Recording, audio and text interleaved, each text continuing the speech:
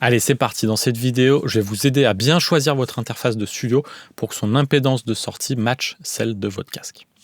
Alors, si vous avez vu ma vidéo sur le sujet, vous savez de quoi je parle. Rapidement, l'idée, c'est qu'il est très important de bien adapter son casque à son ampli casque, que cet ampli casque soit celui qui est intégré à l'interface de studio ou celui de votre téléphone, de votre ordinateur ou d'un ampli casque dédié externe.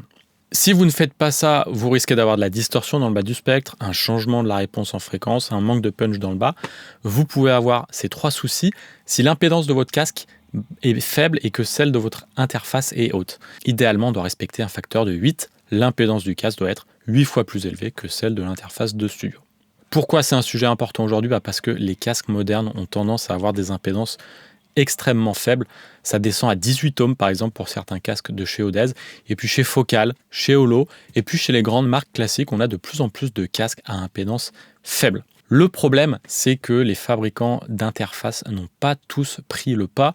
En fait, c'est un peu la solution de facilité d'avoir une sortie, une impédance de sortie casque sur une interface élevée, parce que c'est le moyen d'avoir beaucoup de puissance à pas cher et sans trop se casser la tête. Heureusement, de plus en plus de fabricants d'interfaces se sont adaptés.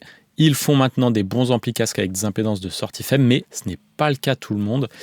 Et surtout, des fois, on va avoir une nouvelle génération d'interfaces qui est moins bonne que la précédente sur ce point.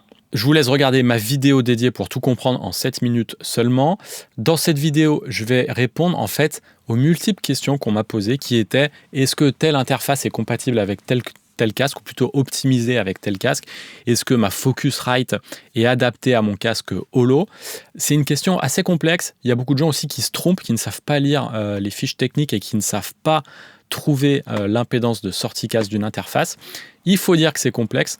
Moi, je vais vous aider dans cette vidéo à ça. Je vais vous aider à savoir si votre interface est adaptée à votre casque. En fait, je vais vous aider tout simplement à trouver la valeur qui est assez difficile à trouver, qui est l'impédance de sortie de l'ampli casque de votre interface.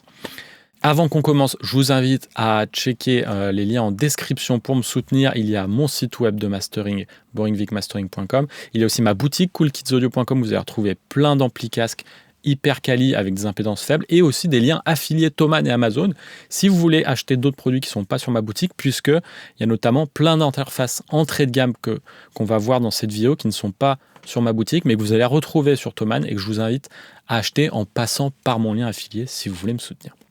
Allez, c'est parti, on se plonge donc sur un exemple assez concret. On va essayer de trouver la valeur pour la Focusrite Scarlett 4e génération. Alors, ce que je commence à faire en général, c'est que je tape sur Google et je vais sur Thomann. Déjà, si je n'ai pas l'info sur Thomann, je sais que je vais devoir aller sur le manuel.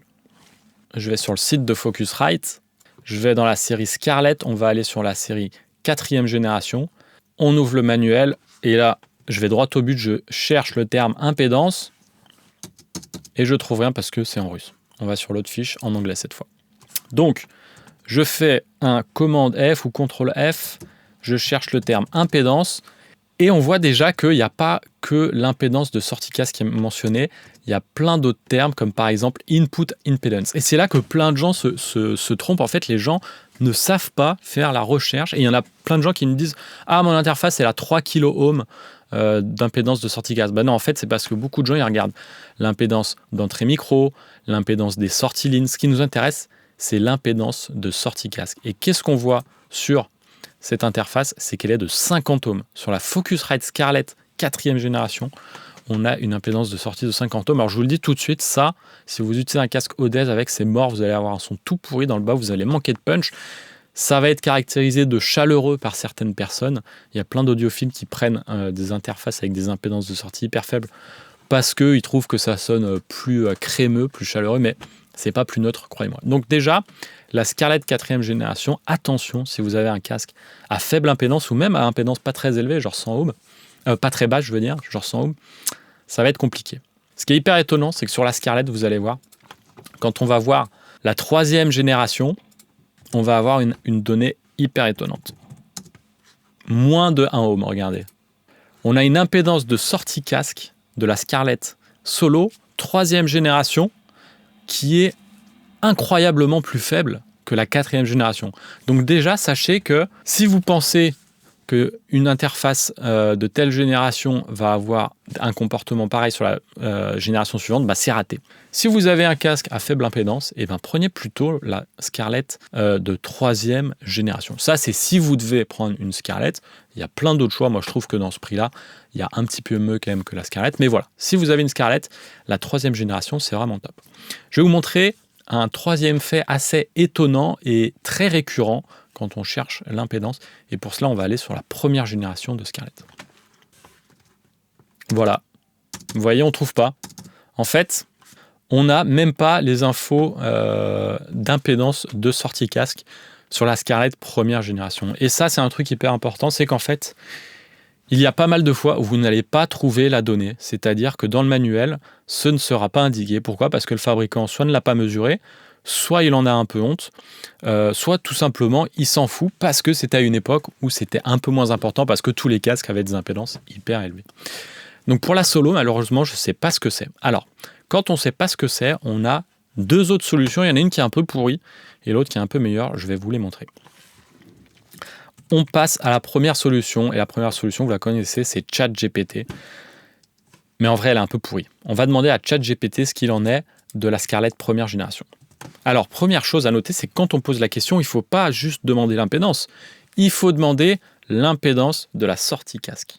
Et là, il nous dit 10 ohms. Et j'ai envie de le croire parce qu'en général, quand il n'y a pas la donnée, c'est quand même souvent 10 ohms. Ça, c'est la solution ChatGPT.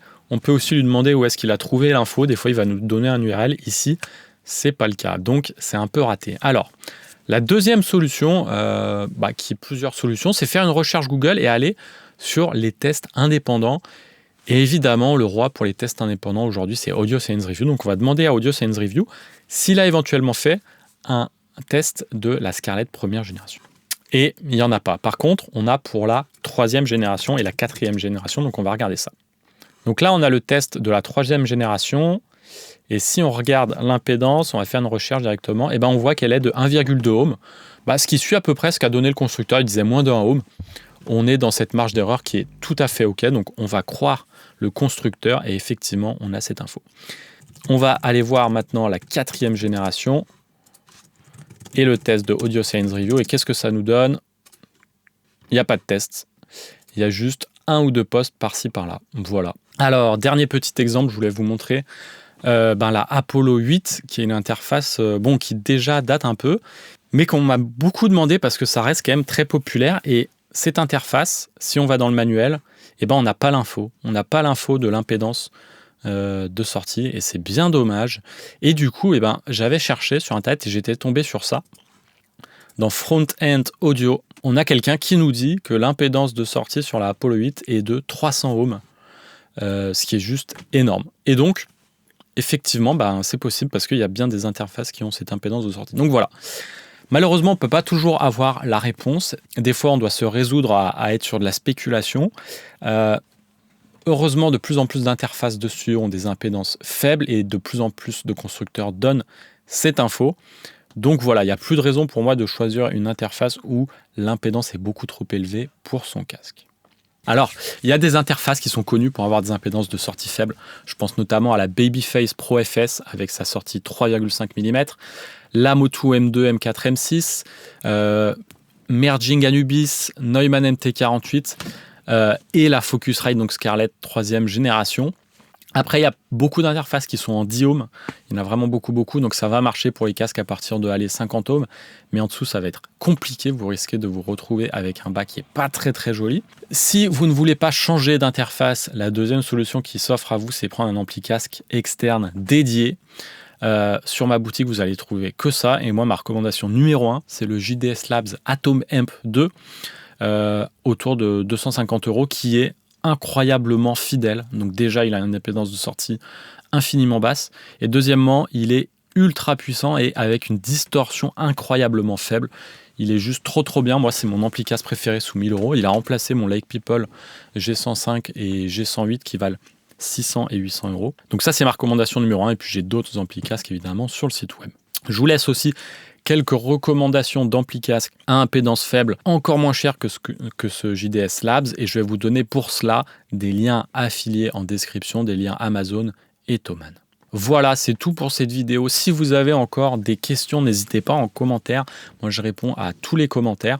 Donc n'hésitez pas s'il y a une interface où vous n'avez pas trouvé la réponse et où vous pensez que je peux la trouver. Voilà, merci d'avoir regardé cette vidéo et je vous dis à très vite.